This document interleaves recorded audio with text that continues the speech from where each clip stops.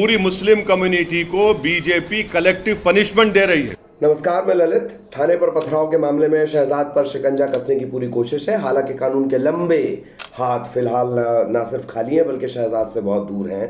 पहले अपडेट जान लीजिए। छतरपुर में थाने पर पथराव का मुख्य आरोपी शहजाद अली घटना के 5 दिन बाद भी फरार है। पुलिस शहजाद को पकड़ने के लिए लगातार छापे की कार्रवाई कर रही है।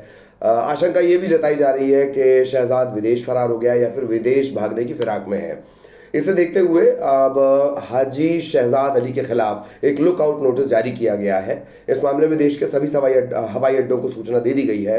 शहजाद 21 अगस्त को थाने में जुटी भीड़ में शामिल था।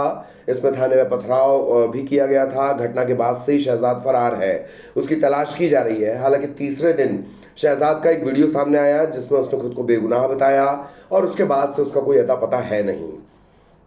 थाने पर पथराव के आरोपियों की गिरफ्तारी के लिए धरपकड़ तेज है। मामले में 46 नामजद हैं, मतलब जिनके नाम हैं, और 150 से ज्यादा अज्ञात के खिलाफ FIR दर्ज की गई है।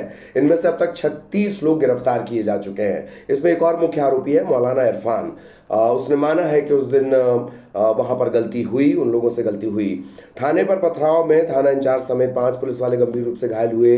हमले के बाद जो घायल TI हैं अरविंद कुजूर, उन्होंने ये साफ किया है कि पुलिस ने ज्ञापन ले लिया था।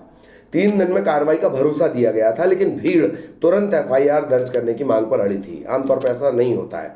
TI ने यह भी बताया कि भीड़ मारपीट और तोड़फोड़ के मकसद से ही थाने में घुसी थी। मुख्य आरोपी शहजाद अली के खिलाफ छतरपुर पुलिस ने अगले ही दिन बुलडोजर एक्शन ले लिया। आमतौर पर सुस्ती के लिए बदनाम पुलिस की सक्रियता उस दिन देखते ही बनी। शहजाद अली की 20,000 स्क्वायर फीट पर जो करोड़ों की बंगला बना था, कोठी बनी थी, उसे जमींदोज कर दिया गया। कार्रवाई के दौरान कोठी में खड़ी गाड़ियों को भी तोड़ दिया गया। इस मामले में पकड़े गए दूसरे आरोपियों के खिलाफ भी पुलिस ने कड़ी कार्रवाई की है। पुलिस ने इस दौरान पकड़े गए आरोपियों की बाकायदा परेड भी निकाली। वो इस वजह से निकाली जाती ताकि कानून का इकबाल बुलंद हो सके। इस वजह से ये परेड या जुलूस का सिस्टम पुलिस करती है। बीच में मुस्लिम कम्युनिटी के लोग भारी संख्या में, जिनकी संख्या करीब 500 से 1,000 होगी, उन लोग कोतवाली आए और नियंत्रित होकर के चप्पल फेंकने लगे और पथराव करने लगे। तो गेट में आने के बाद भी उनका ऐसा लग रहा था कि वो थाने में घुसने का प्रयास कर रहे थे, तोड़ फोड़ करने का प्रयास कर रहे थे। तो इसलिए उनको गेट पे ही हम लोग गेट बंद करके रोके और इसमें उन्होंने पत्थरबाजी की। पत्थरबाजी भी काफ़ी छोटा। जो बीच में कुछ लोग ऐसे थे जिन लोगों ने हमारे प्रशासन पर पत्थरबाजी करी, उसके लिए हम सब तो खेद हैं और उन सब की सजा हम लोग भुगत रहे हैं। तो आप मानते हैं गलती है? आप लोग बिल्कुल गलती है, बिल्कुल। अब इसका दूसरा पहलू, पत्थरबाजी में जितने पत्थर नहीं बरसे हैं उससे कहीं ज्यादा पॉलिटिकल पत्थरबाजी अब तक हो चुकी है। पत्थरों की जो रफ्तार है वो शर्मा जाए। इस रफ्तार से बयानों के पत्थर इधर से उधर फेंके जा रहे हैं। इस सियासी पत्थरबाजी के सबसे बड़े सूरमा यानी AIMIM के अध्यक्ष असदुद्दीन ओवैसी। आरोपी के घर हुए एक्शन और पुलिस परेड कराने पर मध्य प्रदेश सरकार पर उन्होंने हमला बोला है। ओवैसी ने पूरी कार्रवाई को गैर संवैधानिक बताते हुए कहा कि बीजेपी हमेशा सत्ता में नहीं रहने वाली। वैसे तेलंगाना से छतरपुर की दूरी भले ही 900 किलोमीटर से ज्यादा हो, लेकिन भारत में जो बयान होते हैं वो बोइंग की रफ्तार से कई गुना तेज चलते हैं। इससे पहले कि मध्य प्रदेश से कोई बयान आ पाता, बीजेपी के विधायक हैं T राजा, उन्होंने ओवैसी को मुसलमानों का सबसे बड़ा दुश्मन बता दिया। हम बीजेपी वालों को ये बोल रहे कि पावर इटर्नल नहीं है। आज आप सत्ता में, कल आप नहीं रहेंगे इंशाअल्लाह ताला। अगर कल दूसरी सरकार आकर आपके घर को बुलडोजर से तोड़ेंगी, आपका घर महफूज रहेगा? आपको भी पकड़कर रोड पे चलाया जाएगा तो क्या बोलेंगे आप? ये देश और मध्य प्रदेश को रूल ऑफ लॉ से चलना चाहिए, मॉब रूल से नहीं चलना चाहिए। एक बहुत बड़ा बिजनेसमैन है और वो एक डुप्लीकेट मुसलमान है। कभी मुसलमानों का उसने भला नहीं सोचा, वो खुद का भला सोचता है। कहीं पर भी चुनाव होते हैं वहाँ जाता है, ब्लैकमेल करता है, पैसा कमाता है। और सबसे बड़ा अगर कोई मुसलमानों का अगर दुश्मन कोई है तो वो है ओवैसी। पत्थरबाज कब काबू में आएंगे ये तो पता नहीं है। बयानबाज बाज नहीं आएंगे ये एकदम कंफर्म है। वैसे एक शब्द आपने अभी इस बीच सुना, लुकआउट नोटिस, उसके बारे में जान लीजिए। लुकआउट नोटिस या लुकआउट सर्कुलर कहा जाता है इसे। कानून की गिरफ्त से फरार अपराधियों को गिरफ्तार करने के लिए इसे जारी किया जाता है। लुकआउट नोटिस को लुकआउट सर्कुलर भी कहा जाता है।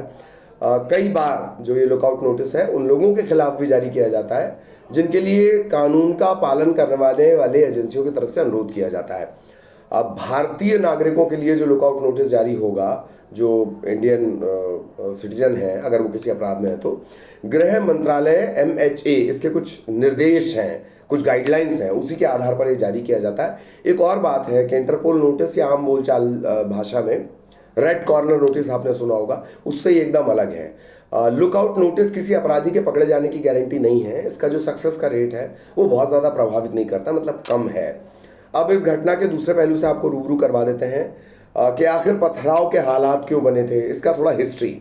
महाराष्ट्र के नासिक में सिन्नर स्थित पंचाले गांव में एक धार्मिक कार्यक्रम का आयोजन किया जा रहा था। कार्यक्रम में प्रवचन के दौरान महंत रामगिरी महाराज उनका नाम है, उन्होंने टिप्पणी की और मुस्लिम समाज ने उसे भड़काऊ मान लिया। मराठी में उन्होंने पैगंबर को लेकर विवादित बातें कहीं जो वायरल हो गई। इसके बाद सफाई के दौरान उन्होंने कहा कि बांग्लादेश पर हिंदुओं पर हो रहे अत्याचार के खिलाफ उन्होंने बयान दिया था। इसके बाद रामगिरी पर अलग अलग राज्यों के थानों में मामला दर्ज करवाया गया। ये पूरा मामला आपको भारतीय जनता पार्टी की पूर्व राष्ट्रीय प्रवक्ता नुपुर शर्मा की याद दिलाता है। जून 2022 में चैनल पर बहस के दौरान पैगंबर मोहब्बत पर उनकी टिप्पणी के कारण पार्टी से उन्हें निलंबित कर दिया गया था। इस मामले को लेकर अंतर्राष्ट्रीय स्तर पर बहुत बेइज्जती झेलनी पड़ी। वापस पथराव पर आते हैं। थाने पर हुए पथराव में जो जख्मी हुए हैं, जो सामान का नुकसान हुआ है, उसकी भरपाई हो जाएगी। जो जख्मी हैं उनके घाव भी जल्दी भर जाएंगे।